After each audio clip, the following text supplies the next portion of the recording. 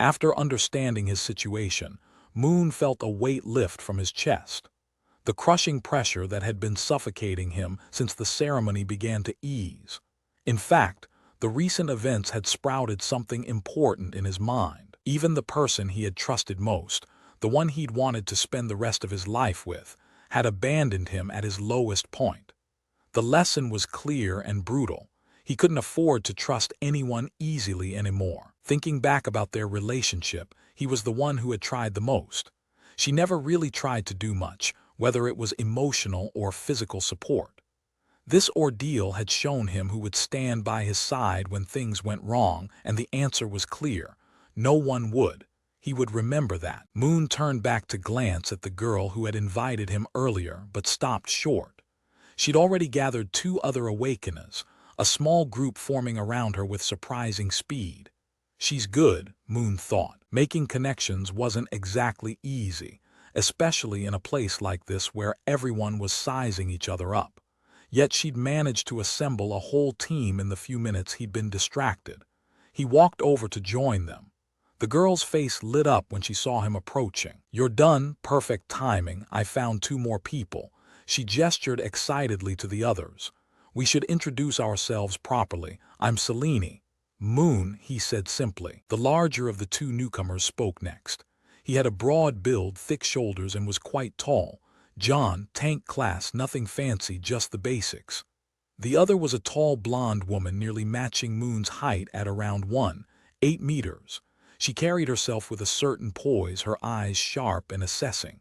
"Hey, I'm Ilara. My class is an archer." Selene practically bounced on her heels. "What's your class, Moon?" "Mine is water mage." Moon didn't hesitate. "I'm a water mage." When he heard Selene, Moon had made a decision. He'd copy her class. The reasoning was straightforward. As a mage, he wouldn't need to worry about equipment. No arrows to buy or maintain like Ilara would need. No heavy armor or weapons like John. Just mana, which his status showed he had 15 points of, slightly above the human average. More importantly, mages stayed in the back line. He could position himself near Selene, observe how she used her skills, and learn from her technique while maintaining relative safety. And something about her suggested she wasn't simple. Not at all. The way she'd approached him, gathered the others, the confidence beneath her nervous energy. "Oh," Selene's eyes widened with delight. "Another water mage? That's amazing. Do you have the same skills as... Why are they all gathering over there?" Moon cut in smoothly, gesturing toward a section of the hall where a large crowd was forming. Selene's attention shifted immediately following his gesture. "Oh, that's the guild area. New awakeners can try their luck getting into a guild early. If you have a desirable class, healers, mages, stuff like that, some guilds will offer initial support. Resources, guidance, that kind of thing." "I see," Moon said. He studied the crowd for a moment.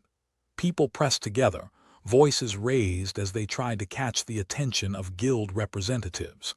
The energy there was desperate, competitive.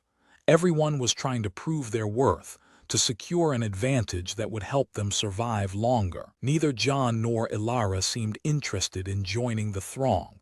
John crossed his arms, content to observe from a distance. Ilara's expression remained neutral, unbothered by the opportunity. Selene tilted her head. "None of you want to try. Guilds come with obligations," Ilara said simply. "I'd rather see what the first sanctuary is like before I commit to anything." John nodded his agreement. "Same. Rather figure things out on our own first." Moon said nothing, but internally he agreed completely.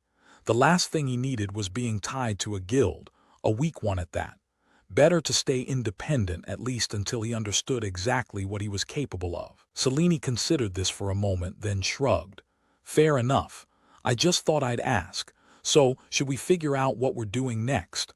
I heard there are basic training grounds where we can practice and get used to our abilities before venturing outside the base." "I'm in," Moon said. The others didn't object. They seemed agreeable, almost eager, so the group made their way through the base's stone corridors toward the training grounds. The entrance wasn't packed. Not many could afford the fee, especially fresh arrivals who'd spent their savings just trying to survive the outside world. Moon had been fortunate to have money saved from his part-time work, combined with the modest fund he received as an orphan. Even so, he'd barely managed to scrape together enough.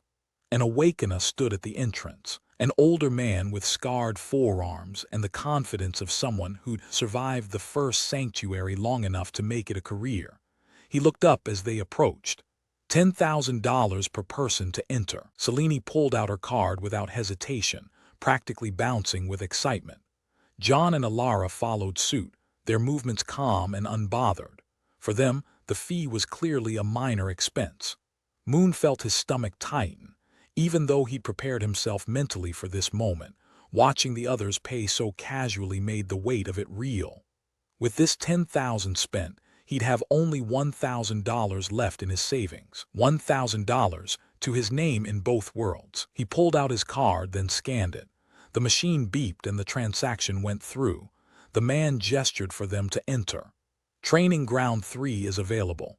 You'll find contained beasts at levels 1 to 3. Start with the weakest and work your way up.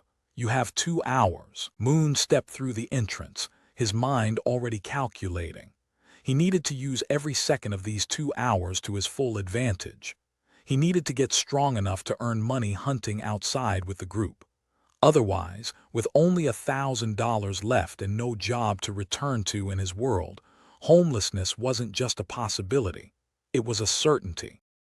If you enjoyed this chapter, make sure to like the video and subscribe to the channel so you don't miss the next chapter of the story.